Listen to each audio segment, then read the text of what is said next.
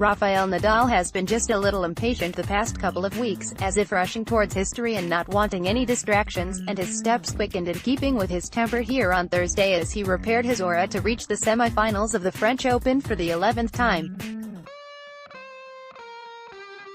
Only once has not gone on to win the title.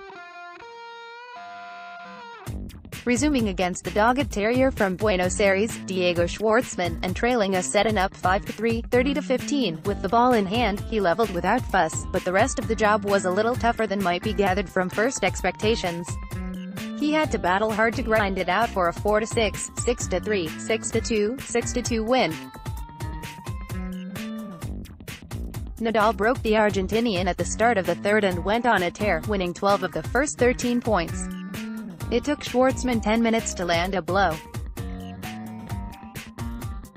The rain that scuppered Schwartzman's charge the night before had migrated, and what had been a fierce contest was turning into a familiar pre-coronation warm-up for the man who could rightly claim squatting rights on the tournament's main court.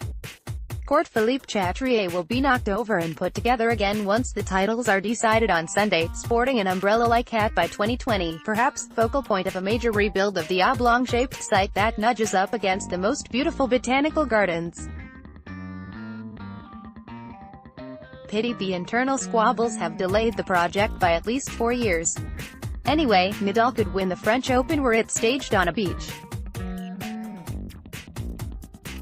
His command of the dust at 32 is complete.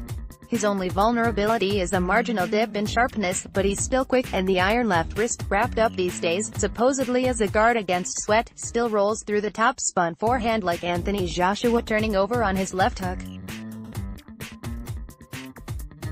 There is a lot of the boxer about Nadal. His footwork is urgent and light, Gene Kelly rather than Fred Astaire, and he makes space to run around the ball and land his haymakers. Schwartzman finally got him on the ropes in the 8th game, but the Spaniard dug deep to save 4 break points and seal the set. There was still work to do, mind, most of it Schwartzman's.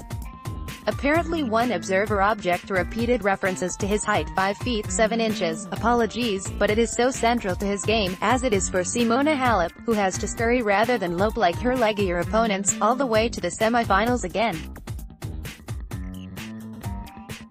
Schwartzman is not chunky, either, at 10 stones, so his power is hard-earned through the hips and good timing, especially against players powering the ball down at him from the skies. The pounding took its toll again in the fourth. Longer legs might have got him to the drop shot that opened the gap further for Nadal in the 4th game. Up 3-1 after 20 minutes, he needed only to hold his concentration to move within 2 wins of an 11th French Open title. In a defiant last stand, Schwartzman saved match point in a 7th game, forcing Nadal to serve it out through 3 break points. On his 4th opportunity to wrap it up, Nadal punched a wicked shot forehand into the ad corner. Schwartzman had delayed him 3 hours and 42 minutes. This was Nadal's 24th win on clay this year, against a single loss. He has the momentum of an avalanche. Members of the Church of Federer are no doubt pining for the return of their leader at Wimbledon next month, but anyone who doesn't appreciate the jungle-level ferocity of Nadal on his favorite surface at his favorite tournament clearly never saw Roberto Duran in the ring.